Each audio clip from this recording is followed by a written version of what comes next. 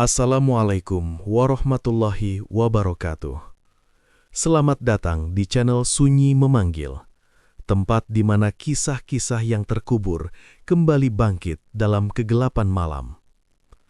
Sebelum cerita dimulai, pastikan kalian sudah menekan tombol like, tulis komentar kalian di bawah tentang kejadian paling menyeramkan yang pernah kalian alami. Dan jangan lupa subscribe channel Sunyi Memanggil, agar kalian tidak ketinggalan cerita-cerita horor yang akan terus memanggil kalian setiap malam. Karena malam ini, sunyi, tidak lagi sepi. Bayangkan, ketika mantan istrimu mengirim santet dari Bandung, bukan untuk membunuhmu, tetapi untuk menjadikanmu pintu bagi makhluk kegelapan.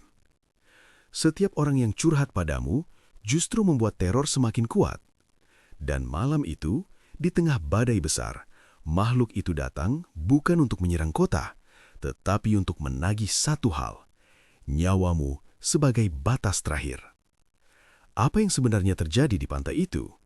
Dan mengapa santet tersebut justru berhenti bukan karena dukun, melainkan karena satu keputusan manusia biasa? Simak kisah lengkapnya, karena cerita ini tidak berakhir seperti yang kalian bayangkan. Malam itu hujan turun seperti tirai besi yang menutup dunia. Rintiknya keras, seolah mengetuk atap rumah Arga dengan kuku-kuku panjang yang tidak sabar.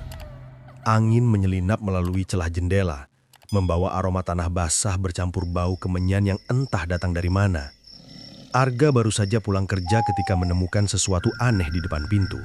Segumpal tanah hitam dibungkus kain putih, diikat benang merah. Ia berdiri terpaku. Jantungnya berdetak seperti jenderang perang, semakin cepat setiap detik berlalu.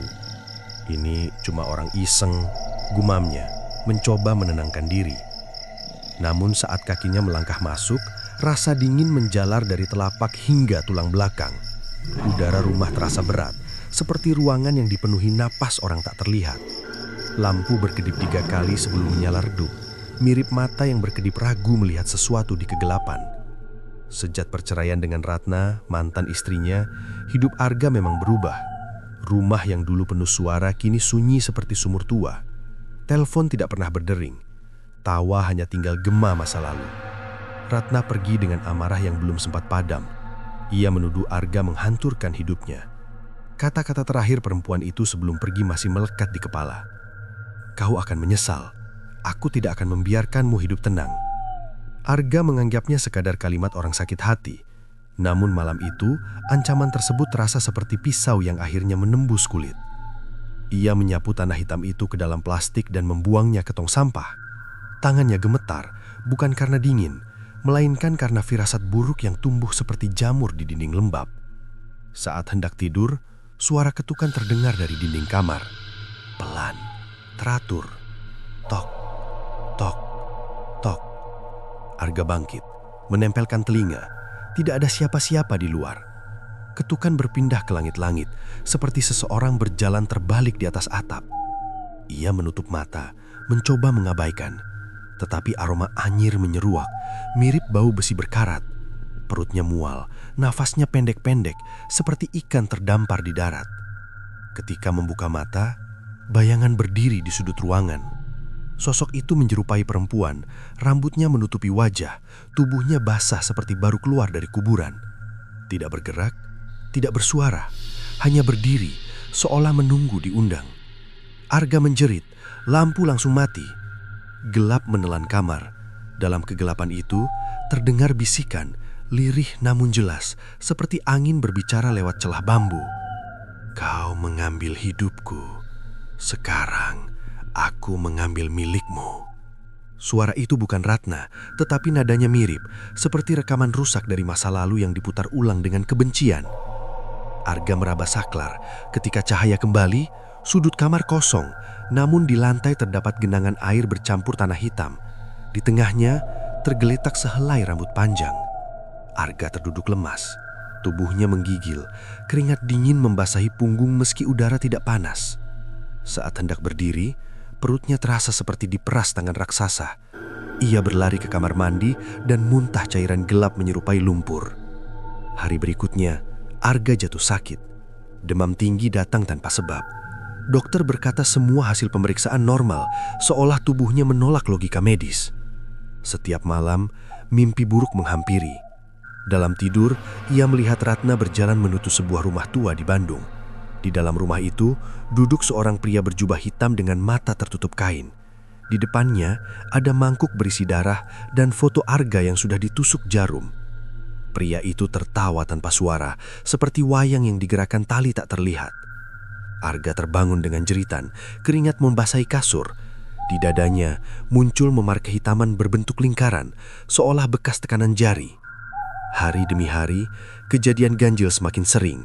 Jam berhenti tepat pukul 3 dini hari, piring pecah sendiri, cermin memantulkan bayangan yang bukan miliknya. Rumah berubah menjadi perangkap sunyi, dinding terasa lebih dekat, langit-langit seperti turun perlahan. Kesendirian menjelma monster yang mengawasi dari setiap sudut. Seorang tetangga tua akhirnya berkata pelan, "Mas, itu bukan sakit biasa, itu kiriman." Kata kiriman terdengar ringan, namun maknanya berat seperti batu nisan. Arga teringat Ratna, terbayang Bandung, terbayang ancaman yang dulu dianggap angin lalu. Seperti seseorang yang mentertawakan api kecil, lalu menyesal saat rumah sudah menjadi abu. Malam itu, ia duduk sendirian di ruang tamu, memegang foto pernikahannya yang retak di bagian wajah Ratna. Dari balik kaca foto, muncul tetesan cairan merah, mengalir perlahan seperti air mata. Arga sadar, sesuatu telah bermulai. Bukan sekedar gangguan, bukan sekedar mimpi. Ini adalah undangan menuju perang yang tidak terlihat, melawan dendam yang dikirim dari kota lain melalui tangan dukun yang tidak pernah ia kenal. Dan tanpa ia sadari, jam di dinding kembali bergerak, menuju pukul 3 pagi. Pagi datang tanpa cahaya hangat. Matahari tertutup awan kelabu, seperti kain kafan yang digantung di langit. Arga terbangun dengan tubuh berat, seolah ada batu diletakkan di dadanya semalaman. Napasnya pendek. Setiap tarikan udara terasa seperti menelan asap. Ia berjalan tertatih menuju dapur. Cangkir kopi yang biasa menemaninya kini terasa asing. Begitu cairan hitam menyentuh bibir, lidahnya merasakan pahit berlebihan, seperti minum tanah kuburan yang direndam hujan.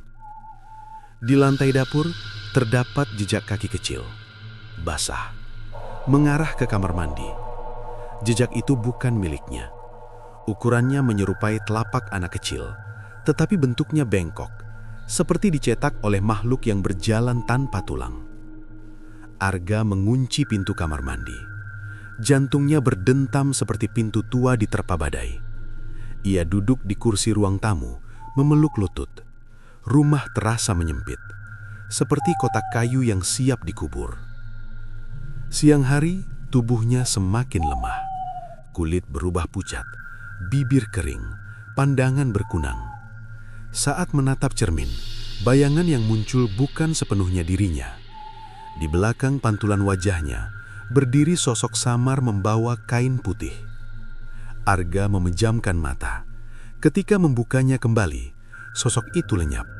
Namun bekas hitam menyerupai sidik jari muncul di lehernya. Ia teringat ucapan tetangga tua semalam.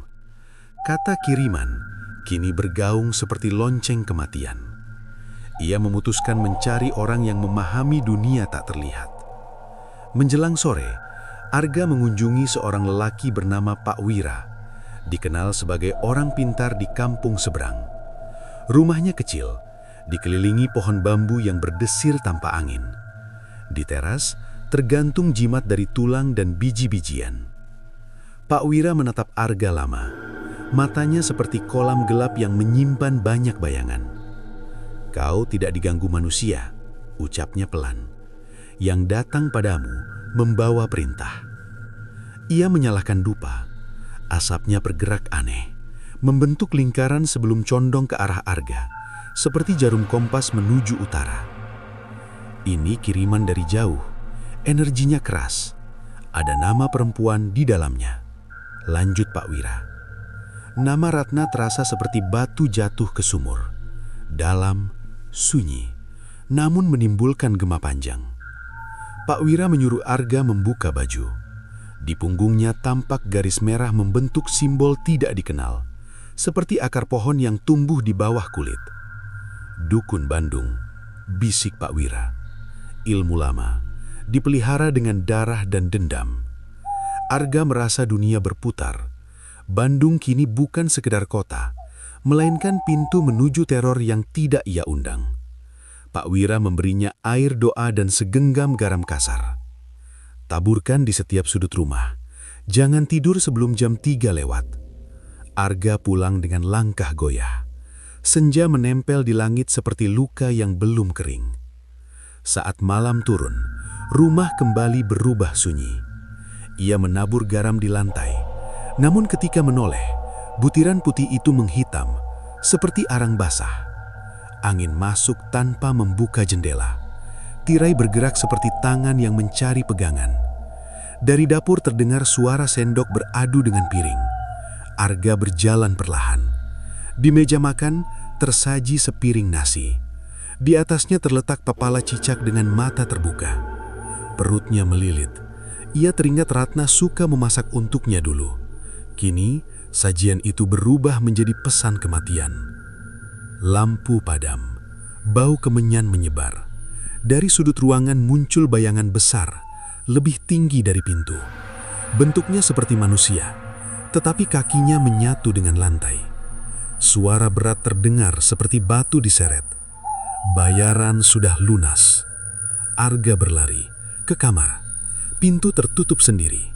Dari bawah ranjang, muncul tangan hitam menggores lantai, meninggalkan bekas seperti arang. Ia menangis. Air mata jatuh tanpa suara. Ketakutan mengubah tubuhnya menjadi patung rapuh. Dalam keadaan setengah sadar, Arga melihat kilasan masa lalu. Ratna berdiri di sebuah rumah tua di Bandung. Di depannya duduk pria berjubah hitam, memegang mangkuk berisi rambut dan foto Arga. Di sudut ruangan, tergantung tengkorak kecil. Ratna menyerahkan kain merah. Wajahnya tidak sedih, hanya kosong seperti boneka kayu. Aku ingin dia merasakan sepi seperti aku, ucap Ratna dalam bayangan itu.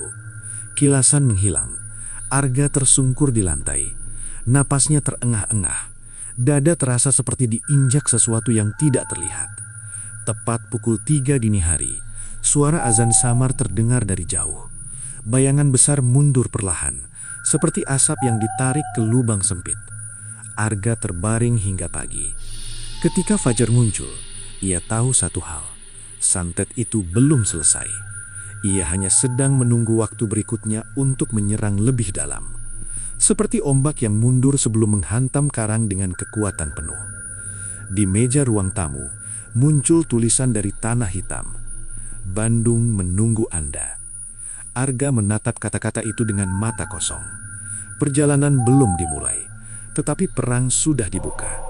Dan tanpa ia sadari, di sudut rumah, rambut panjang terletak di lantai, bergerak perlahan seperti ular yang sedang mencari jalan masuk ke tubuh manusia.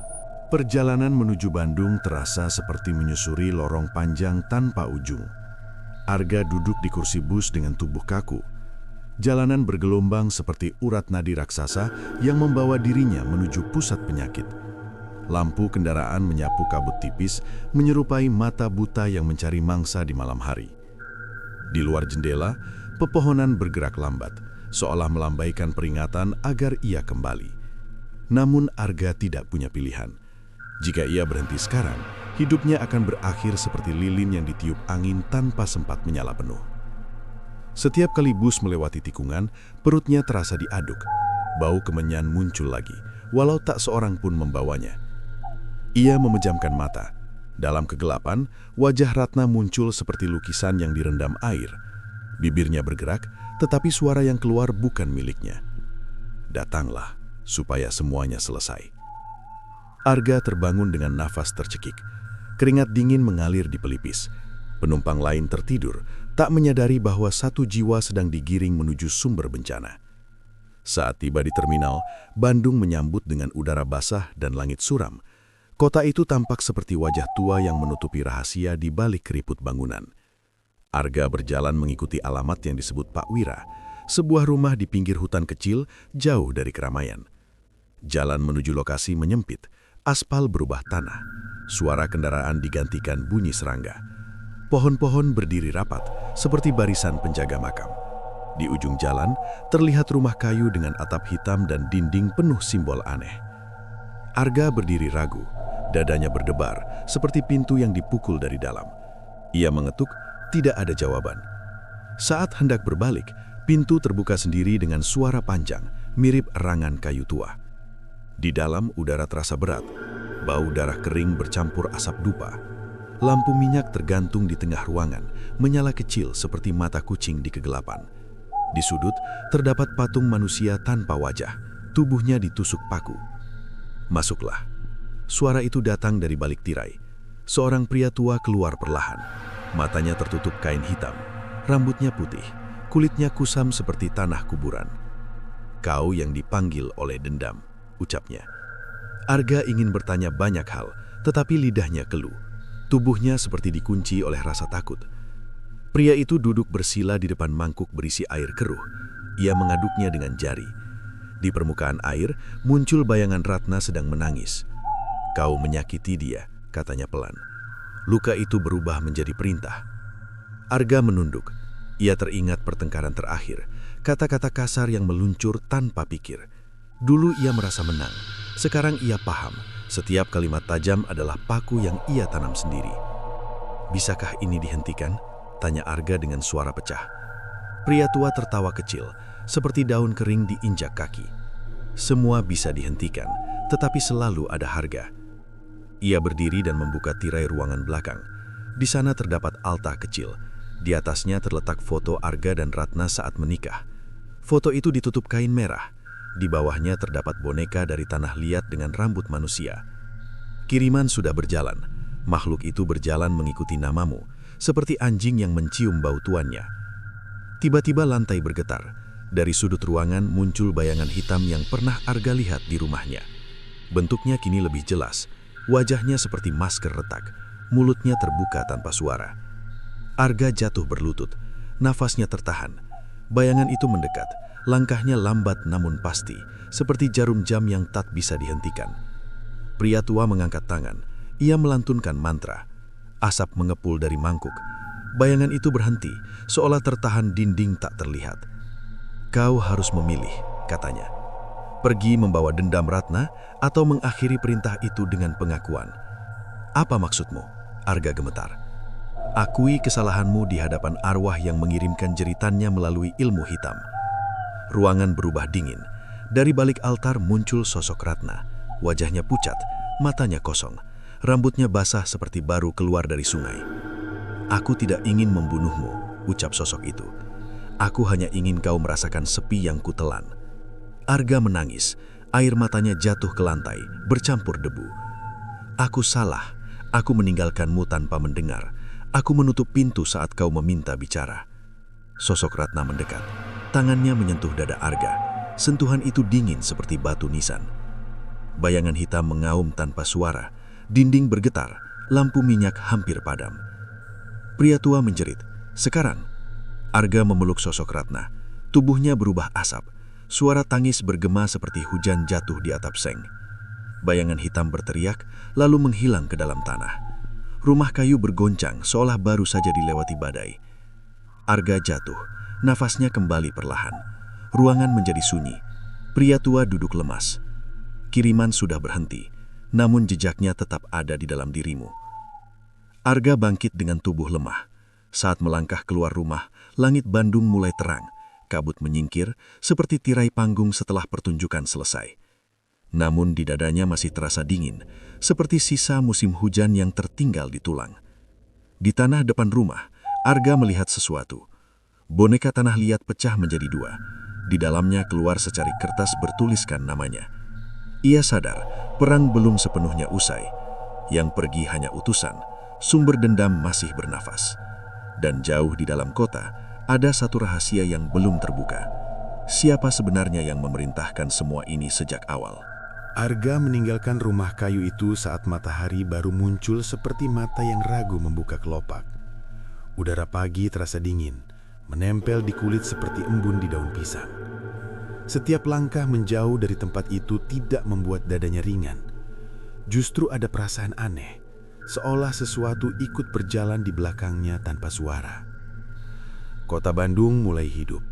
Motor melintas, pedagang membuka lapak. Namun bagi Arga, semua tampak seperti lukisan tanpa warna.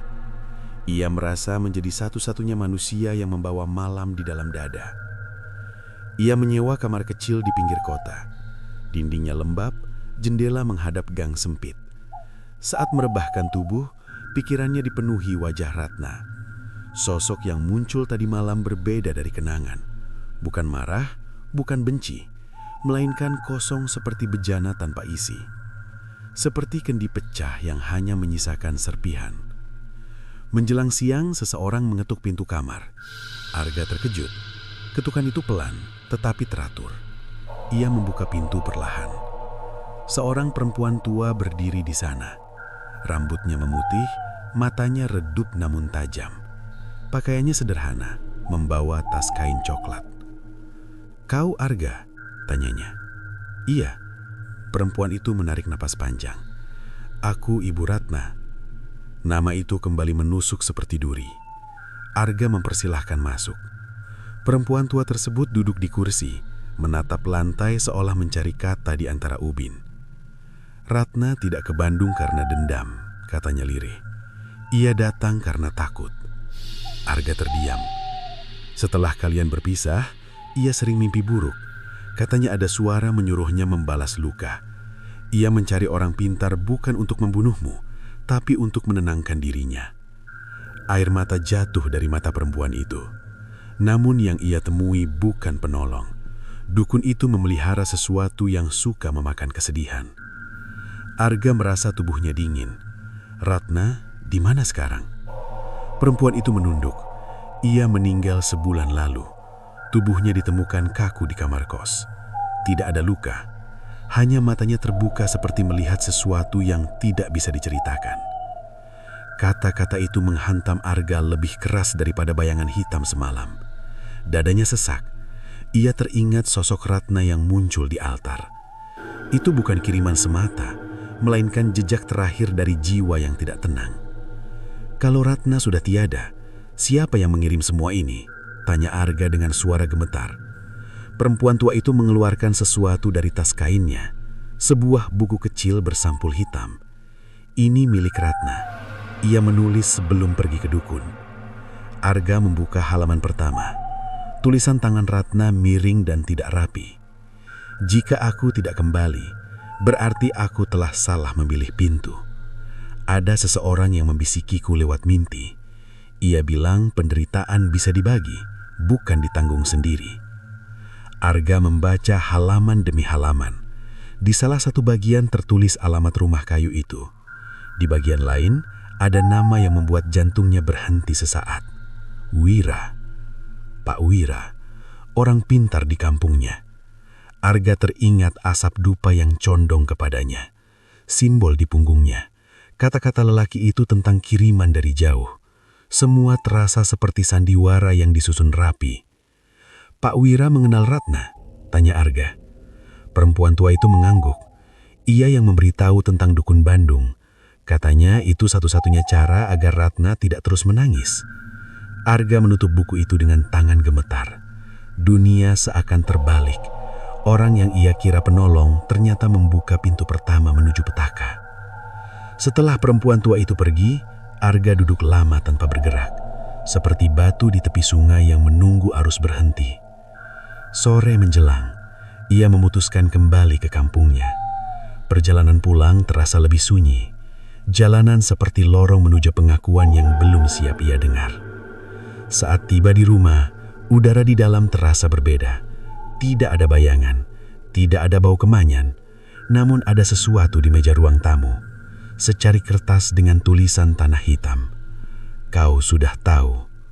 Arga berdiri kaku. Dari sudut ruangan terdengar suara langkah pelan. Bukan langkah makhluk, melainkan manusia. Pak Wira muncul dari pintu belakang. Wajahnya pucat. Matanya tidak lagi seperti kolam gelap, melainkan seperti kaca pecah. "Kau seharusnya tidak ke Bandung," katanya. Ratna sudah mati, tapi kiriman masih berjalan. Kau yang membuka jalannya. Pak Wira tertawa pendek. Aku hanya menunjukkan pintu. Yang masuk ke dalamnya adalah dendam manusia dan makhluk yang lapar. Ia duduk di kursi. Ratna datang kepadaku menangis. Aku melihat peluang. Makhluk itu membutuhkan wadah. Kesedihan Ratna adalah pintu lebar. Kau menjadikannya umpan, bisik Arga. Dan kau adalah tujuan, jawab Pak Wira. Angin masuk tiba-tiba, tirai bergerak, lampu bergoyang seperti ingin jatuh. Dari lantai muncul garis hitam membentuk lingkaran. Pak Wira berdiri. Kau membawa jejak makhluk itu pulang. Sekarang ia ingin pemilik baru. Suara Ratna terdengar samar, bukan dari sudut, melainkan dari dalam kepala Arga. Jangan percaya dia. Pak Wira mengangkat tangan. Tanah di lantai bergetar. Bayangan tipis mulai muncul seperti asap dari api kecil. Arga mundur. Ini harus berakhir.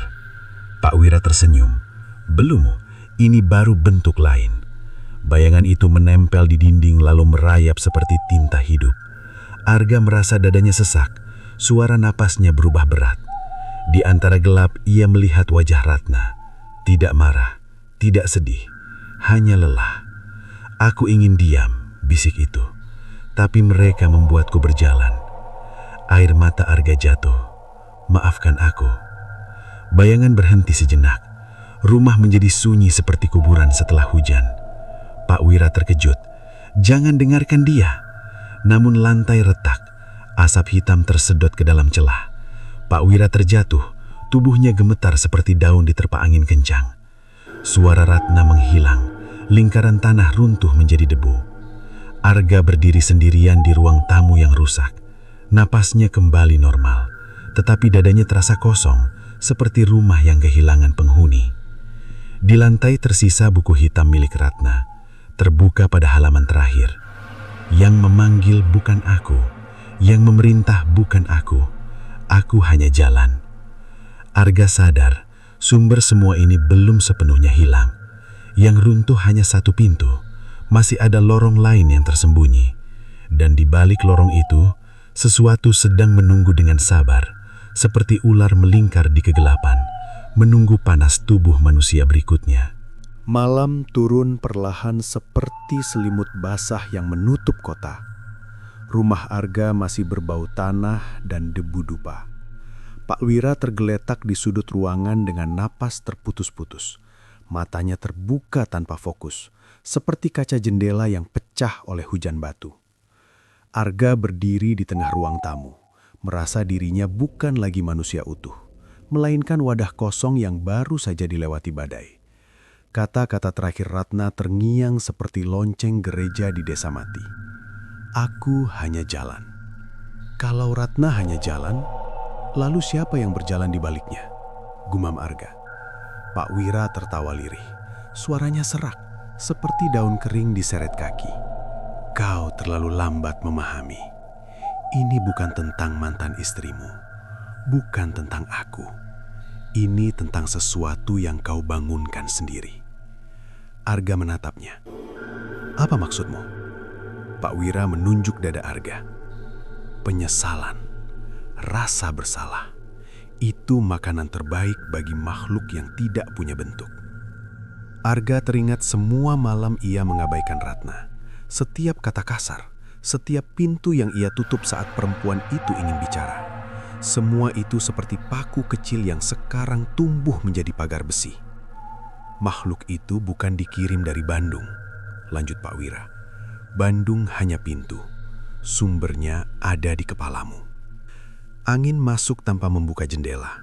Lampu bergetar, dinding memantulkan bayangan panjang Arga seperti sosok lain yang berdiri di belakangnya. Dari lantai muncul garis hitam membentuk lingkaran baru. Tidak seperti sebelumnya, lingkaran itu bergerak mengikuti langkah Arga, seperti anjing yang mengenali bau tuannya. Suara berat terdengar, bukan dari sudut ruangan, melainkan dari dalam kepalanya sendiri. Kau memanggilku sejak hari kau membenci. Arga memegang kepala, tubuhnya gemetar. Suara itu bukan Ratna, bukan Pak Wira, melainkan nada asing yang dingin seperti air sumur. Aku tumbuh dari luka yang kau tanam. Aku lahir dari kalimat yang kau lempar tanpa pikir. Bayangan muncul dari dinding. Wujudnya menyerupai Arga, namun wajahnya kosong, seperti topeng tanpa mata. Tubuh itu bergerak mengikuti geraknya, bagaikan pantulan di cermin yang tidak patuh. Pak Wira berusaha bangkit. Itu bayangan jiwamu sendiri. Aku hanya mengajarinya berjalan. Arga mundur, berhenti. Bayangan itu mendekat. Setiap langkahnya membuat udara berat, seperti membawa kuburan di punggung. Kau ingin Ratna menderita, suara itu berkata, dan aku mengubah keinginanmu menjadi jalan. Arga jatuh berlutut. Air mata jatuh seperti hujan kecil di lantai. Aku tidak ingin dia mati. Kau ingin dia diam, jawab suara itu. Diam sama dengan lenyap. Pak Wira tertawa pendek. Lihat, dendam manusia lebih kuat daripada santet. Aku hanya membuka pintu. Makhluk ini masuk lewat hatimu. Lingkaran hitam menyempit. Bayangan Arga mengangkat tangan, meniru gerakannya. Rasanya seperti berhadapan dengan dirinya sendiri yang terbuat dari malam. Dalam kepanikan, Arga mengeluarkan buku hitam Ratna. Ia membuka halaman terakhir dan membacanya keras-keras. Yang memanggil bukan aku. Yang memerintah bukan aku. Aku hanya jalan. Kalimat itu seperti cahaya kecil di ruang gelap. Bayangan berhenti. Suara berat terdiam sejenak. Arga mengangkat kepala. Kau hidup dari salahku. Kalau begitu, aku akan menutupmu dengan pengakuan. Ia berdiri dengan tubuh gemetar. Aku bersalah. Aku menyakiti Ratna. Aku meninggalkannya saat ia membutuhkan. Aku memilih diam daripada mendengar. Udara bergetar. Bayangan mengaum tanpa suara. Bentuknya berkerut seperti kain terbakar. Pak Wira berteriak, "Jangan, kalau kau mengaku ia kehilangan bentuk." Arga melanjutkan, "Aku tidak ingin balas. Aku tidak ingin ada lagi luka. Ambillah aku jika harus, tapi lepaskan Ratna." Ruangan menjadi dingin seperti ruang jenazah. Dari bayangan itu muncul wajah Ratna, bukan sebagai hantu, melainkan sebagai kenangan. Matanya tenang. "Aku ingin berhenti berjalan," bisiknya. Bayangan pecah menjadi asap. Lingkaran hitam runtuh menjadi debu. Suara berat menghilang seperti angin tersedot ke lubang kecil. Pak Wira berjerit, tubuhnya kejang. Dari mulutnya keluar cairan hitam. Ia jatuh diam seperti boneka tanpa tali. Rumah kembali sunyi. Tidak ada bau kemanyan, tidak ada bisikan, hanya suara napas Arga yang tersisa. Ia terduduk di lantai. Tubuhnya terasa ringan, namun kosong seperti rumah yang ditinggal penghuni lama. Di dadanya, bekas dingin perlahan menghilang. Fajar muncul di balik jendela. Cahaya masuk pelan seperti tangan yang menepuk orang sakit. Arga berdiri tertatih. Di sudut ruangan, buku hitam Ratna terbuka sendiri. Halamannya kini kosong, seolah tulisan sudah selesai menjalankan tugasnya. Di luar rumah, burung berkicau. Suara itu terdengar asing, seperti dunia baru saja dihidupkan kembali.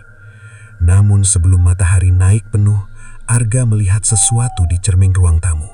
Bayangannya tersenyum sedikit lebih lama daripada dirinya. Ia menyentuh kaca. Bayangan itu mengikuti, tetapi matanya tampak lebih gelap. Arga mengerti satu hal. Makhluk itu tidak sepenuhnya mati. Ia hanya menghilangkan makanannya. Selama manusia menyimpan luka, ia selalu punya pintu kecil untuk kembali. Seperti api yang padam di permukaan, tetapi masih menyimpan bara di dalam abu. Arga keluar rumah. Udara pagi menampar wajahnya dengan dingin. Ia melangkah pergi, membawa satu kesadaran pahit. Santet bukan hanya kiriman dari dukun, melainkan hasil dari hati yang tidak pernah selesai dengan masa lalu. Dan di balik cermin rumah kosong itu, bayangan masih berdiri, menunggu saat berikutnya ketika manusia kembali memelihara dendam.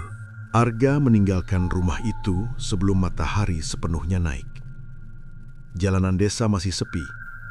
Udara pagi terasa dingin, seperti air yang baru diangkat dari sumur tua. Langkahnya berat, bukan karena lelah, melainkan karena ada perasaan tertinggal di belakang.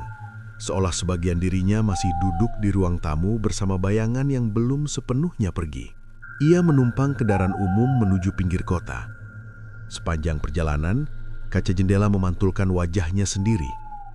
Namun pantulan itu tampak asing, seperti melihat orang lain yang memakai kulitnya. Setiap kedipan mata terasa lambat, seperti dunia berjalan dengan jam rusak. Dalam saku jaket, Arga menyimpan buku hitam Ratna. Benda itu terasa hangat, berbeda dari sebelumnya yang dingin seperti batu nisan.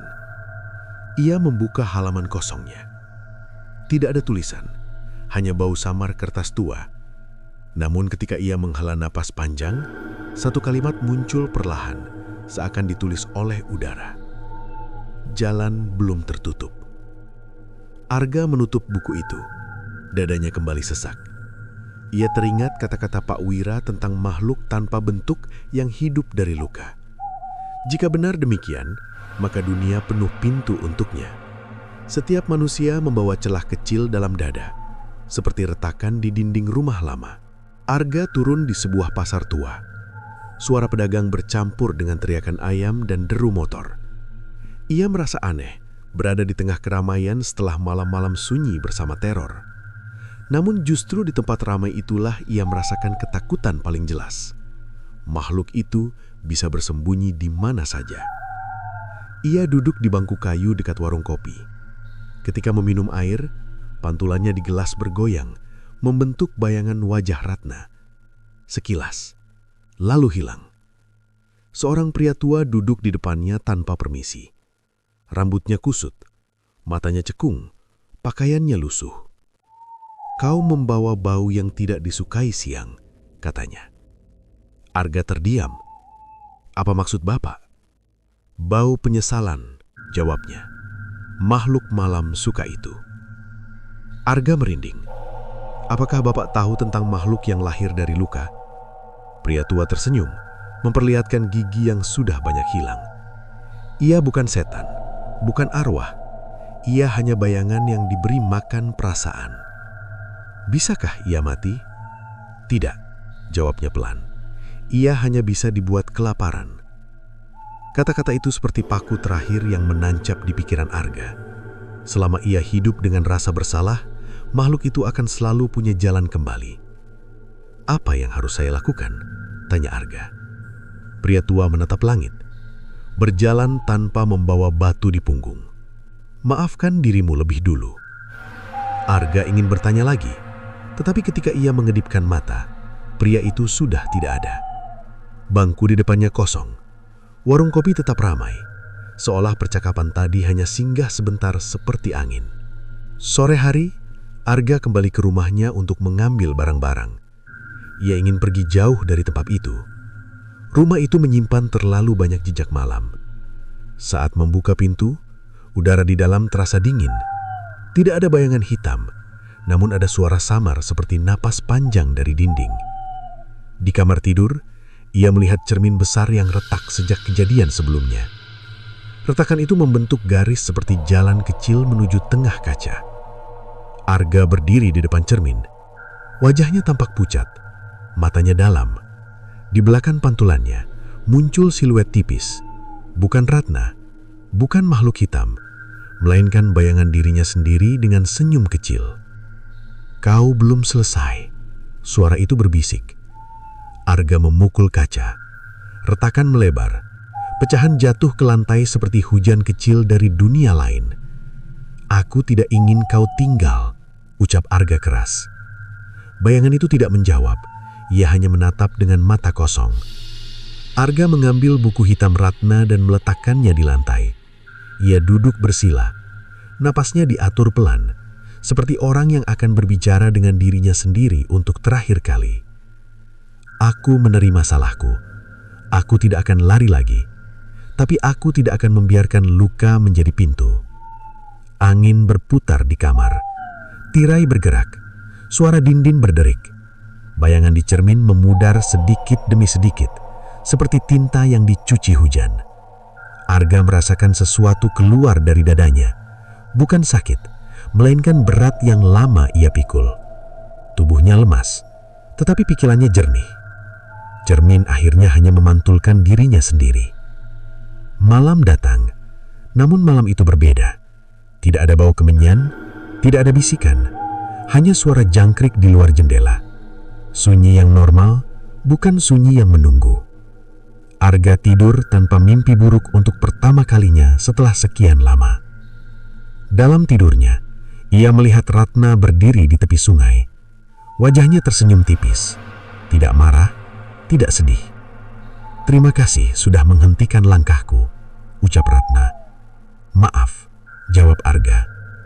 Ratna mengangguk. Tubuhnya berubah menjadi cahaya kecil, lalu hilang bersama kabut pagi. Arga terbangun dengan air mata di pipi, tetapi dadanya terasa ringan. Ia pergi dari rumah itu keesokan harinya menuju kota lain, membawa tas kecil dan satu buku hitam yang kini kosong. Buku itu ia kubur di bawah pohon tua di pinggir jalan, seperti mengubur sisa musim hujan agar tanah kembali kering. Namun sebelum melangkah jauh, Arga menoleh sekali lagi ke arah rumah lama. Di jendela, pantulan dirinya berdiri diam, tidak tersenyum, tidak bergerak, hanya menatap. Arga sadar, makhluk itu tidak mati. Ia hanya kehilangan tempat tinggal di dalam dirinya. Jika suatu hari ia kembali memelihara dendam, bayangan itu akan menemukan jalan hulang. Seperti benih yang tertidur di tanah kering, menunggu hujan pertama. Arga berjalan pergi tanpa menoleh lagi. Matahari naik perlahan, menghapus sisa kabut di jalan. Cerita belum sepenuhnya berakhir. Ia hanya berpindah dari satu hati ke hati lain, mencari luka baru untuk ditinggali. Dan di dunia yang penuh manusia terluka, selalu ada tempat bagi bayangan untuk tumbuh kembali. Arga menetap di kota kecil dekat pantai. Tempat itu jauh dari rumah lama, jauh dari kenangan, jauh dari suara malam yang pernah memanggil namanya. Ombak datang dan pergi seperti nafas bumi, mengajarkan bahwa segala luka bisa larut jika dibiarkan terseret arus. Ia bekerja sebagai penjaga gudang ikan. Pekerjaan sederhana, tetapi membuat pikirannya sibuk. Setiap subuh, ia mencuci tangan dengan air laut, seolah membersihkan sisa masa lalu dari kulitnya. Setiap senja, ia duduk memandang cakrawala, berharap bayangan yang dulu mengikutinya benar-benar tersesat di jalan lama. Beberapa minggu berlalu tanpa gangguan. Tidak ada mimpi buruk, tidak ada bau kemenyan, tidak ada suara dari sudut gelap. Hidupnya berjalan lurus seperti garis pasir yang ditarik ombak. Namun suatu malam, ketika bulan menggantung pucat di langit, Arga mendengar seseorang memanggil namanya dari arah gudang kosong. Arga. Suara itu tidak keras, tetapi jelas. Mirip Ratna, namun ada nada lain di dalamnya, seperti dua suara berbagi satu mulut. Ia berdiri perlahan. Angin laut membawa aroma amis bercampur tanah basah. Gudang terlihat gelap, pintunya sedikit terbuka. "Tidak," gumam Arga. "Aku tidak membuka pintu lagi." Namun langkahnya tetap maju. Seperti orang yang tahu api panas, tetapi tetap ingin menyentuh bara. Di dalam gudang, lampu kecil berkedip. Di lantai ada lingkaran tipis dari pasir hitam. Bentuknya mirip simbol yang dulu muncul di rumahnya. Di tengah lingkaran itu, terletak cermin kecil yang pecah di satu sisi. Arga menatap pantulan wajahnya. Di balik kaca, muncul siluet hitam, lebih tipis daripada sebelumnya, seperti asap dari sumbu lampu hampir mati. "Kau meninggalkanku," suara itu berkata pelan. "Aku tidak memeliharamu lagi," jawab Arga. "Manusia selalu meninggalkan luka di tempat lain," balas bayangan itu. "Aku hanya berpindah rumah." Arga mengingat perkataan pria tua di pasar. Makhluk itu tidak bisa mati, hanya dibuat kelaparan. Jika benar demikian, berarti sesuatu di kota ini sedang memberinya makan. Arga menoleh ke sekitar. Gudang kosong, tetapi dari luar terdengar tangis samar. Tangis anak kecil. Arga keluar. Di pantai, ia melihat seorang bocah perempuan duduk sendirian, memeluk lutut. Rambutnya kusut, Bajunya kotor pasir. "Kamu kenapa?" tanya Arga. Bocah itu mengangkat kepala. Matanya sembab. Ibu dan ayah bertengkar. Ayah pergi. Ibu tidak mau bicara lagi. Arga merasa dadanya bergetar. Kesedihan anak itu terasa seperti pintu terbuka lebar. Ia paham sekarang. Makhluk itu menemukan wadah baru. Bayangan hitam muncul di belakang bocah itu, tipis seperti kabut malam. "Ini bukan urusanku," bisik Arga pada dirinya sendiri. "Aku ingin hidup tenang." Namun wajah Ratna terlintas di pikirannya. Kata-katanya muncul lagi. "Aku hanya jalan. Jika ia pergi sekarang, maka anak itu akan menjadi jalan berikutnya." Arga mendekat dan duduk di samping bocah tersebut. "Namamu siapa?" "Sinta." "Kau tidak sendirian," ucap Arga. Orang dewasa sering salah bicara, tapi bukan berarti mereka berhenti sayang. Bayangan di belakang Sinta bergetar, seperti asap terkena angin. "Aku tidak suka rumah," kata Sinta. "Sepi. Sepi itu seperti kamar tanpa lampu. Kalau kau mau, kita nyalakan sedikit cahaya." Ia menggenggam tangan bocah itu. Tangan kecil itu dingin, tetapi hidup. Bayangan hitam mengeluarkan suara rendah, seperti binatang lapar. "Kau mencuri makananku." Arga menatap kosong ke arah gudang. "Aku tidak ingin melawanmu lagi. Aku hanya menutup pintu." Bayangan itu mendekat, namun bentuknya semakin tipis. "Manusia akan selalu menciptakanku." "Mungkin, tapi manusia juga bisa menghentikan langkahmu." Ia mengantar Sinta pulang ke rumah ibunya. Perempuan itu membuka pintu dengan mata merah. Melihat anaknya, ia menangis dan memeluk erat. Saat itu bayangan hitam menghilang seperti asap tersapu angin laut. Arga berdiri di luar rumah kecil itu, merasakan dadanya hangat. Bukan karena kemenangan, melainkan karena sesuatu di dalam dirinya berubah arah. Malam berikutnya, Arga bermimpi berada di pantai luas. Ratna berdiri jauh, tersenyum tipis. "Kau memilih menjadi tembok, bukan jalan," ucapnya. "Aku tidak ingin ada lagi yang dipakai seperti kau," jawab Arga. Ratna mengangguk. Tubuhnya berubah menjadi cahaya dan menyatu dengan langit. Sejak malam itu, Arga memahami perannya. Ia bukan penyelamat dunia. Ia hanya seseorang yang pernah membuka pintu dan kini belajar menutupnya di tempat lain. Ia mulai mendengarkan cerita orang-orang di sekitar. Nelayan yang kehilangan anak, ibu yang ditinggal suami, pemuda yang kecewa pada hidup. Setiap keluhan seperti bara kecil. Jika dibiarkan, bisa menjadi api. Jika didengar, bisa menjadi abu. Namun suatu malam, ketika badai besar datang, Arga kembali melihat pantulan aneh di jendela gudang. Bayangan hitam berdiri jauh, tidak masuk, hanya menatap. "Kau tidak bisa menghilangkanku." Suara itu bergema seperti angin di gua. "Aku tidak perlu menghilangkanmu," jawab Arga. "Aku hanya akan menghalangimu berjalan." Bayangan itu perlahan mundur, menyatu dengan gelap. Arga tahu, selama dunia penuh manusia, makhluk itu akan selalu mencari celah. Namun kini, ia tidak takut. Ia tidak lagi menjadi rumah bagi luka. Seperti penjaga mercusuara di tengah laut, ia tidak menghentikan badai, hanya memberi arah agar kapal tidak hancur di karang. Dan di kota kecil dekat pantai itu, malam-malam berjalan tanpa teror.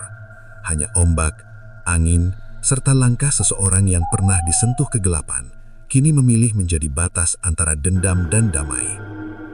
Cerita belum selesai. Ia tidak akan pernah selesai. Selama ada hati yang retak, bayangan akan lahir.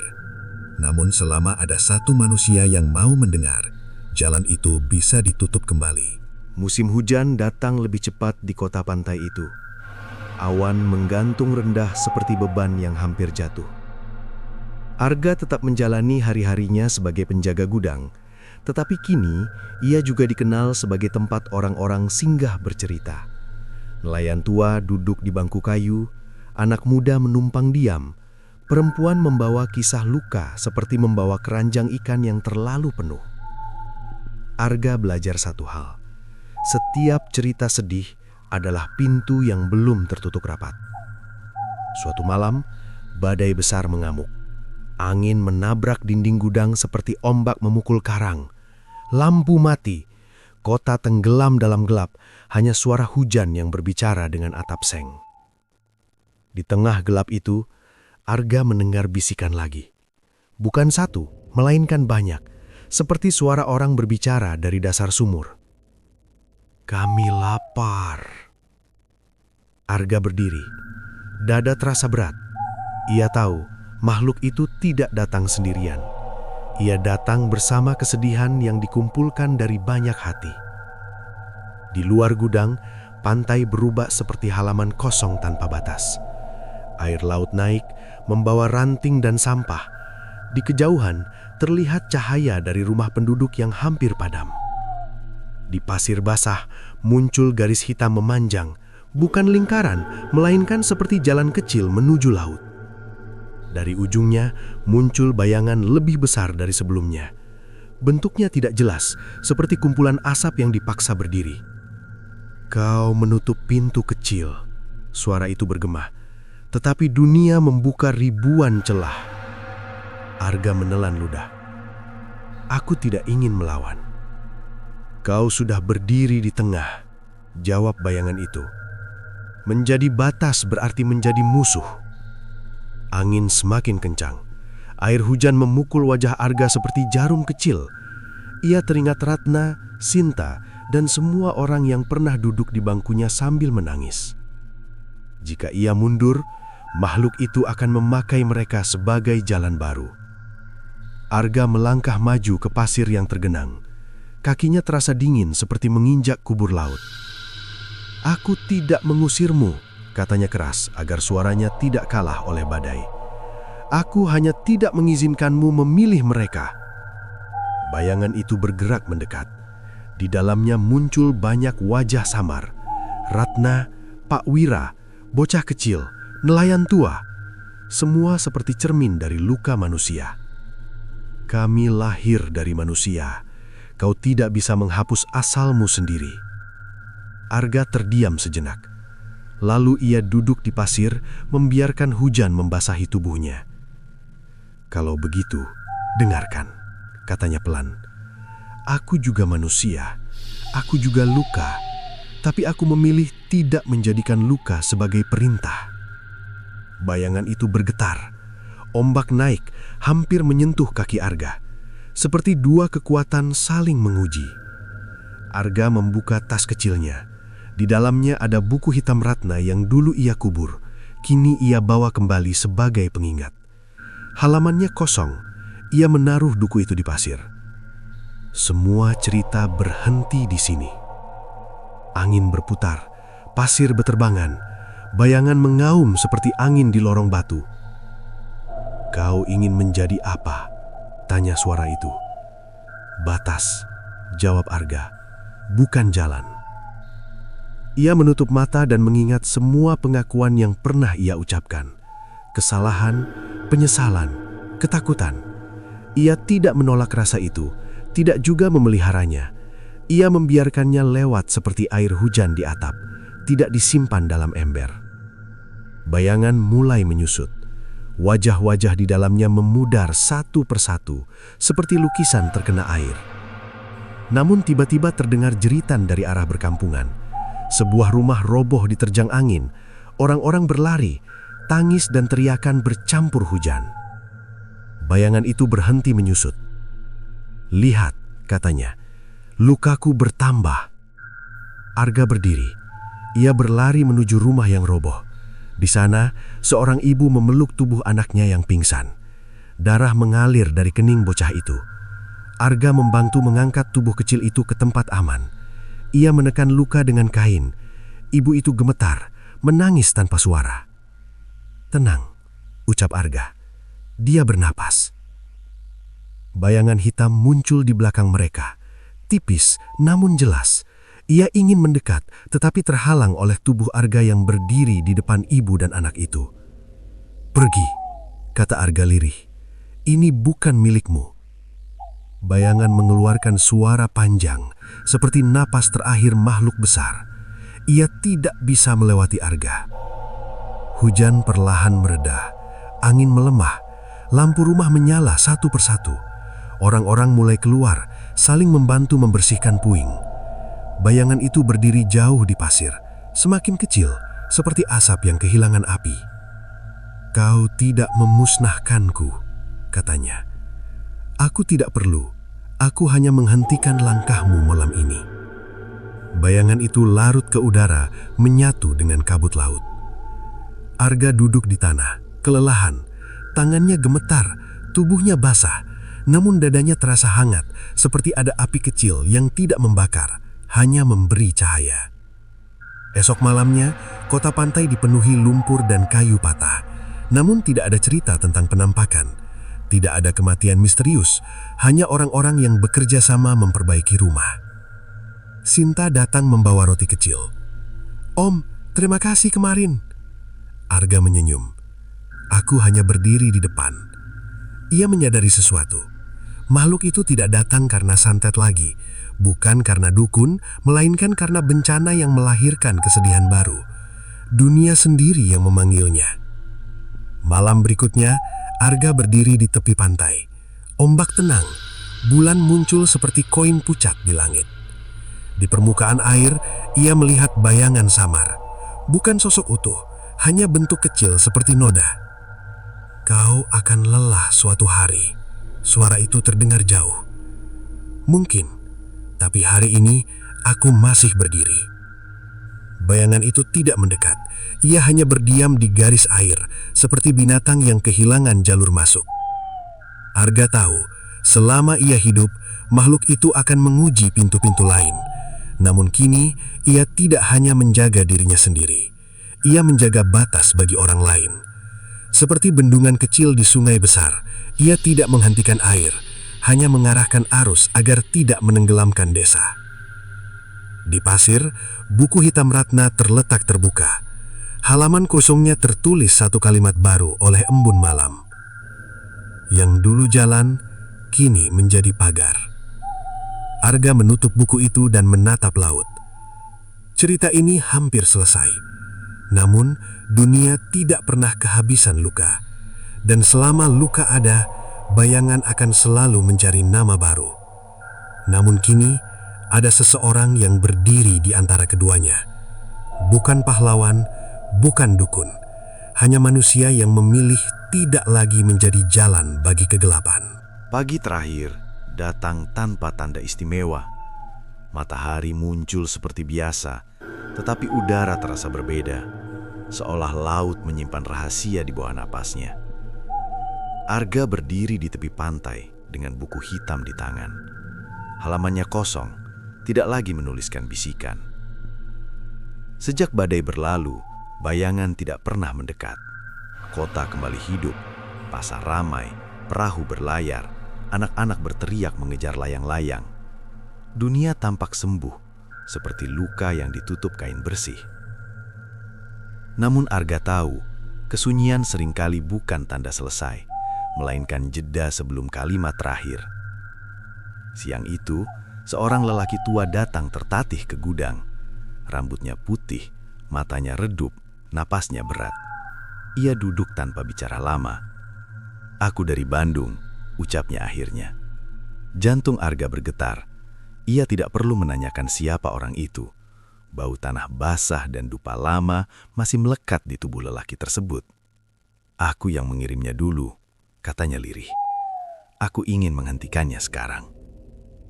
Arga tidak marah, tidak pula takut. Ia hanya merasa seperti berdiri di depan cermin yang menunjukkan masa lalu orang lain. "Kenapa?" tanya Arga. "Karena makhluk itu tidak lagi mau pulang," jawab lelaki tua itu. "Ia belajar berdiri sendiri. Ia bukan perintah lagi, tapi kehendak." Arga memandang laut. Ombak kecil datang silih berganti. Tidak ada yang bisa mengikat luka selamanya. Yang bisa kita lakukan hanya menutup jalan. Lelaki itu mengeluarkan kantong kain. Di dalamnya ada abu dan tulang kecil. Ini sisa perjanjian. Jika dikubur di laut, hubungan akan putus. Arga mengangguk. Mereka berjalan ke bibir air. Langkah mereka pelan, seperti dua orang membawa beban tak terlihat. Saat abu dilempar ke ombak, angin berhenti. air seakan diam sesaat. Di kejauhan, muncul bayangan terakhir, lebih jelas dari sebelumnya. Wujudnya bukan asap, melainkan menyerupai manusia tanpa wajah. "Kalian membuang namaku," suara itu menggema. "Kami mengembalikanmu ke asal," ucap Arga. Bayangan itu tertawa tanpa suara. "Asalku adalah luka manusia. Selama ada perpisahan, aku akan lahir." Arga menatap lurus. "Maka aku tidak akan membunuhmu. Aku hanya tidak akan memanggilmu." Bayangan itu mendekat. Di tubuhnya tampak bayangan Ratna, wajah pucat penuh kecewa. Arga merasakan dada seperti diremas. Dari dalam laut muncul gambaran masa lalu. Ratna menangis, pintu rumah tertutup, kata-kata kasar, piring pecah, janji rusak seperti kaca jatuh ke lantai. Bayangan itu menunjuk Arga. "Kau pintu pertama." Arga melangkah maju, membiarkan air menyentuh lututnya. "Aku dulu pintu, sekarang aku dinding." Lelaki tua dari Bandung jatuh berlutut, memejamkan mata. "Aku menyesal." Bayangan itu bergetar. Suaranya berubah, seperti terpecah menjadi banyak gema.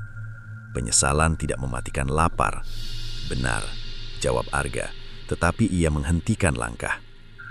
Arga membuka buku hitam. Halamannya tetap kosong. Ia menaruh buku itu ke laut. Buku itu mengapung sebentar, lalu tenggelam seperti batu yang dilepas dari tangan. Saat buku hilang, bayangan itu menjerit. Wujudnya retak, seolah cahaya matahari menusuk dari dalam. "Tanpa cerita, aku tidak punya nama. Tanpa nama, kau tidak punya jalan," balas Arga. Angin berputar perlahan. Air laut bergerak seperti menarik sesuatu ke dasar. Bayangan itu menyusut, menjadi titik kecil, lalu lenyap bersama buih. Pantai kembali hening. Burung laut terbang rendah. Tidak ada suara aneh, tidak ada getar di udara. Lelaki tua terjatuh ke pasir, menangis seperti anak kecil. "Sudah selesai?" Arga mengangguk. Tidak ada yang benar-benar selesai, tapi rantai sudah diputus. Mereka berpisah tanpa janji bertemu lagi. Lelaki itu berjalan menuju jalan kota, semakin kecil hingga hilang di tikungan. Malam turun. Arga duduk di depan gudang. Tidak ada bisikan, tidak ada langkah di pasir, hanya suara ombak seperti napas bumi. Sinta datang membawa lampu kecil. "Om, pantai terasa lebih terang." Arga tersenyum. Bukan pantainya yang berubah, kita yang tidak lagi takut melihatnya. Hari-hari berikutnya berjalan biasa. Tidak ada kematian aneh, tidak ada mimpi buruk. Kota menjadi seperti rumah yang pintunya kembali terbuka. Namun suatu malam, Arga bermimpi berdiri di tengah ladang luas. Di depannya ada banyak pintu, di belakangnya tidak ada apa-apa. Ia sendirian, seperti penjaga persimpangan. Suara tanpa wujud berkata, "Jika kau lelah, siapa yang akan berdiri?" Arga menjawab dalam mimpi, "Orang lain akan belajar." Ia terbangun dengan mata basah. Pagi datang dengan warna jingga. Laut memantulkan cahaya seperti cermin besar. Arga memahami satu hal. Selama manusia menyimpan dendam, bayangan akan selalu mencari jalan. Tetapi selama ada satu orang memilih berhenti menjadi pintu, bayangan akan kehilangan arah. Ia tidak menyebut dirinya penyelamat. Ia hanya orang yang berhenti berlari dari luka. Di pasir pantai tidak ada lagi simbol, tidak ada garis hitam, hanya jejak kaki burung dan bekas ombak. Seperti bekas hujan di tanah kering, cerita ini tidak hilang, hanya meresap. Dan di suatu tempat yang jauh, mungkin di sudut kota lain, seseorang akan berdiri seperti Arga, tanpa sadar bahwa ia sedang menjadi batas antara gelap dan terang. Bukan karena kuat, bukan karena suci, melainkan karena memilih tidak menyerahkan luka kepada kegelapan. Cerita pun berakhir di sana, tanpa teriakan, tanpa darah, tanpa kutukan. Hanya manusia yang berhenti membuka pintu bagi bayangan. Namun setelah bayangan itu menghilang, Arga mulai bermimpi tentang ribuan pintu di hadapannya. Dan sebuah suara berkata, "Jika kau lelah berdiri, siapa yang akan menggantikanmu?" Apakah benar santet itu sudah berakhir? Ataukah makhluk tersebut hanya berpindah ke kota lain, menunggu manusia berikutnya untuk dijadikan jalan? Di video berikutnya, kita akan mengungkap fakta yang tidak pernah Arga sadari, bahwa batas antara manusia dan kegelapan ternyata jauh lebih tipis dari yang ia kira. Jangan lewatkan kelanjutannya, karena cerita selanjutnya akan membuka rahasia terbesar tentang asal-usul makhluk dari santet ini.